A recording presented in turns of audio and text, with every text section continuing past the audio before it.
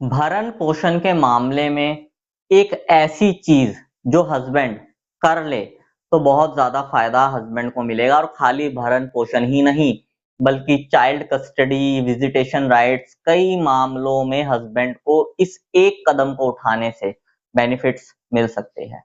तो दोस्तों, इसी टॉपिक के ऊपर आज की इस वीडियो में हम बात करने वाले हैं। इस वीडियो को बिना स्किप करे शुरू से लेकर एंड तक पूरा जरूर देखना, कहीं से भी स्किप मत करना, ताकि पूरी जानकारी आप लोगों को ठीक से समझ में आ सके। और वीडियो शुरू करने से पहले मैं आप सबसे कहना चाहता हूं कि अगर आप मेरे इस चैनल पर पहली बार आए हैं या आपने मेरा ये चैनल अभी तक सब्सक्राइब नहीं किया है, तो चैनल सब्सक्राइब करके नोटिफिकेशन बेल आइकन पर जरूर क्लिक कर देना, जिससे आने वाली सभी वीडियोस का नोटिफिकेशन सबसे पहले आपके पास पहुंचे और आप कोई भी वीडियो मिस ना कर पाओ। और अगर आपने अभी तक हमें सोशल मीडिया पर फॉलो नहीं किया है, तो इस वीडियो के डिस्क्रिप्शन में मैंने हमारे सभी सोशल मीडिया अकाउंट्स के लिंक दे दिए हैं। इस वीडियो के डिस्क्रिप्शन में जाकर उन लिंक्स पर क्लिक करके आप हमें सोशल मीडिया पर भी फॉलो कर सकते हैं। और दोस्तों, अगर आपका भी कोई मैट्रिमोनियल केस चल रहा है और उस केस में आप पर्सनली मुझसे कॉल पर बात करके लीगल एडवाइस चाहते हैं, तो स्क्रीन पर दिए गए नंबर पर आप मुझे व्हाट्सएप करके हमारी मेंबरशिप ज्वाइन कर सकते हैं। और मेंबरशिप ज्वाइन करने के बाद आप डायरेक्ट कॉल पर मुझसे बात कर सकते हैं। तो चलो दोस्तों, आज की इस वीडियो को आगे कंटिन्यू करते हैं। दोस्तों, आपकी वाइफ आपके ऊपर मेंटेनेंस का केस दर्ज करवा देती है। मेंटेनेंस के केस में आपसे मेंटेनेंस मांगा जाता है। अब मेंटेनेंस मांगने के पीछे का रीजन क्या होता है कि मेरा पति मेरा भरण पोषण नहीं करता, मुझे खर्चा नहीं देता, मुझे घर से निकाल दिया है, दहेज मांगा गया है, ये है वो है। और इस मामले में जो मेन पॉइंट होता है वो यही होता है, भरण पोषण। हस्बैंड जो है वो अपनी वाइफ का भरण पोषण करे। और वाइफ का सबसे बड़ा जो मेन पॉइंट इसमें होता है और इस केस का जो असल लॉ पॉइंट होता है वो यही होता है कि हस्बैंड जो है वो अपनी पत्नी के भरण पोषण से पीछे हट रहा है, वो अपनी पत्नी का भरण पोषण नहीं कर रहा है। तो ये उसकी जिम्मेदारी बनती है कि वो अपनी पत्नी का भरण पोषण करे। जबकि होता क्या है कि हस्बैंड अपनी पूरी कमाई पत्नी के हाथ में रख देता है। दोस्तों, जब भी आपकी सैलरी आती है या आपके पास कहीं से पैसा आता है, अगर आप बिजनेस कर रहे हो, तो जो पूरा महीने का खर्च होता है वो आप अपनी वाइफ के हाथ में कैश रख देते हो कि ये ले भाई, ये खर्चा है पूरे महीने का, घर की जिम्मेदारी सब कुछ अब तू इस पैसे में से कर लियो। जो भी महीने का घर खर्च वगैरह होगा, तुझे भी किसी चीज की जरूरत होगी, सब कुछ तू इस पैसे में से कर लियो। ज्यादातर लोग तो दोस्तों यही करते हैं, अपनी पूरी कमाई महीने के खर्चे के तौर पर कैश निकलवा के अपनी वाइफ के हाथ में दे देते हैं कि चलो हमें तो काम पर बाहर ही रहना है, हमारी वाइफ जो है ये घर पर होती है, तो ये घर वगैरह संभाल लेगी, तो इससे मैं सारे पैसे पकड़ा देता हूँ, घर खर्च वगैरह ये अपने आप मैनेज कर लेगी। लेकिन इसके बावजूद भी बहुत सारे लोगों के साथ क्या होता है कि उनकी वाइफ पूरे के पूरे हस्बैंड के पैसे लेने के बाद भी उनके साथ धोखेबाजी करती है और दगाबाजी करती है। अगर आपके केस में बच्चा है तो आप बच्चे की भी जिम्मेदारी पूरी उठा रहे होते हो, बच्चे की स्कूल की फीस सब चीजें आप वाइफ के हाथ में पकड़ा देते हो कि वो अपने आप कर लेगी। लेकिन उसके बाद भी आपको आपके बच्चे से मिलने तक का अधिकार छीन लिया जाता है। हर कोर्ट में आपके बच्चे के नाम से भी मेंटेनेंस मांगा जाता है।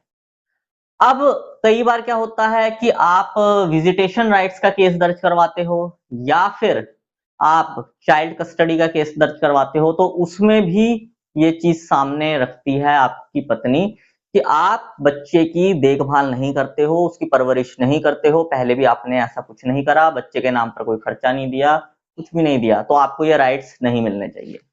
लेकिन एक ऐसा पॉइंट अगर आप पहले से ही करके रखो, तो मैं कह रहा हूं पत्नी के ये सारे तरीके फेल हो जाएंगे। जितनी भी चालबाजियां पत्नी चलती है ना, आपका सब कुछ ले लेने के बाद भी वो चालबाजी नहीं चलेगी। दोस्तों, आप लोग जानते ही हो कि समय कैसा चल रहा है, जमाना कितना ज्यादा खराब हो चुका है।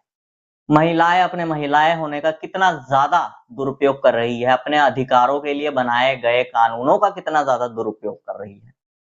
तो अब से आप लोग क्या करना शुरू करो कि जो आप महीने का घर खर्च या जो भी सैलरी आपकी आती है, पूरी की पूरी अपनी वाइफ के हाथ में दे देते हो कैश निकलवा के। ये काम बंद कर दो।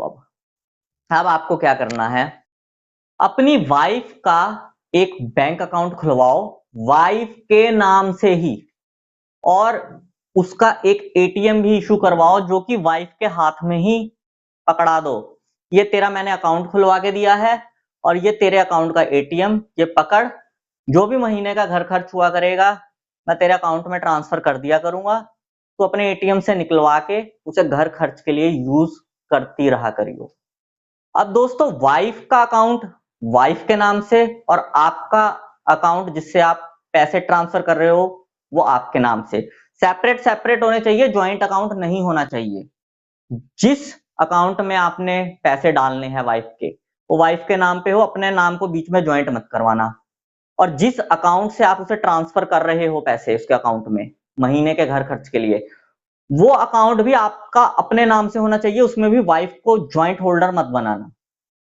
जब भी आपकी महीने की कमाई आए, आपकी सैलरी आए, भले ही वो कैश के तौर पे क्यों ना हो, अपने पर्सनल खाते में जमा करवा के अपने पर्सनल खाते से ऑनलाइन ट्रांजैक्शन अपनी वाइफ के अकाउंट में कर दो और वाइफ को कह दो तेरे अकाउंट में मैंने महीने के घर खर्च के पैसे डाल दिए हैं, एटीएम तेरे पास है ही, तो तू पैसे निकलवा के घर खर्च वगैरह देख लियो।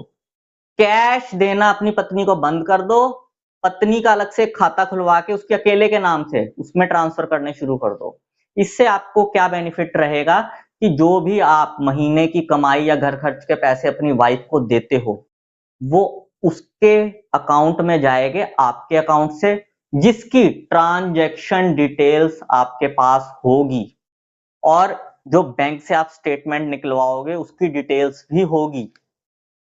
कैश का कोई भी सबूत नहीं होता, लेकिन चेक या जो ऑनलाइन ट्रांसफर किए जाते हैं इन सबकी ट्रांजैक्शन डिटेल्स होती है जो कि सबूत होता है। तो दोस्तों, इन फ्यूचर आपकी वाइफ कभी भी आपके ऊपर मेंटेनेंस का केस दर्ज करवाए, आप चाइल्ड कस्टडी का केस दर्ज करवाओ या विजिटेशन राइट्स का केस दर्ज करवाओ, या फिर आपके बच्चे के नाम पर आपसे मेंटेनेंस आपकी वाइफ मांगे आपको धोखा देकर, तो यही ट्रांजैक्शन डिटेल कोर्ट में दिखाने के आपके काम आएगी। कोर्ट में आप ये चीज दिखा सकते हो, देखो जी मैं तो हर महीने का घर खर्च बल्कि अपनी पूरी की पूरी सैलरी अपनी वाइफ को दे देता था और मैं अपनी वाइफ के अकाउंट में डाल देता था बल्कि सारे पैसे, और उसे कहता था कि निकलवा के अपने हिसाब से घर खर्च, अपना खर्च, बच्चे का खर्च सब कुछ तू मैनेज कर लियो, जिसकी ये ट्रांजैक्शन डिटेल्स है।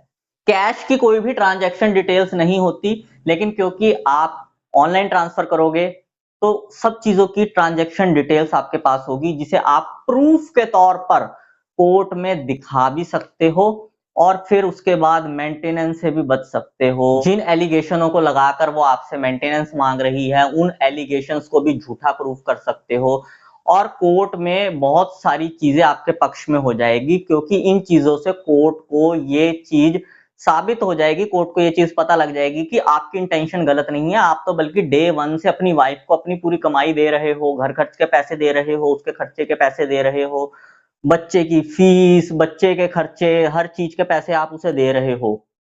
तो कोर्ट की नजरों में भी आपकी इमेज अच्छी बनेगी, आपकी वाइफ की इमेज कोर्ट की नजरों में खराब हो जाएगी, जिसके बाद आपकी सुनवाई भी जरूर होगी।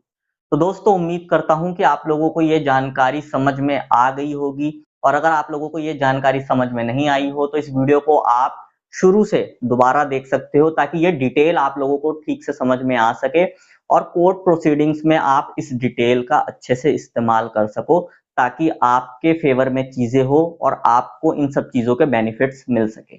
बस यही जानकारी दोस्तों आज की इस वीडियो में मैं आप लोगों को देना चाहता था। उम्मीद करूंगा आपको ये जानकारी पसंद आई होगी। अगर आपको ये जानकारी पसंद आई हो तो इस वीडियो को लाइक जरूर कर देना। इस वीडियो को बाकी लोगों के साथ भी शेयर कर देना, ताकि बाकी लोगों तक भी ये जानकारी पहुंच सके। और अगर आप लोगों का मेरे लिए कोई सजेशन हो तो कमेंट बॉक्स में जरूर लिखना। मैं मिलता हूं आपसे अगली वीडियो में। Thank you very much.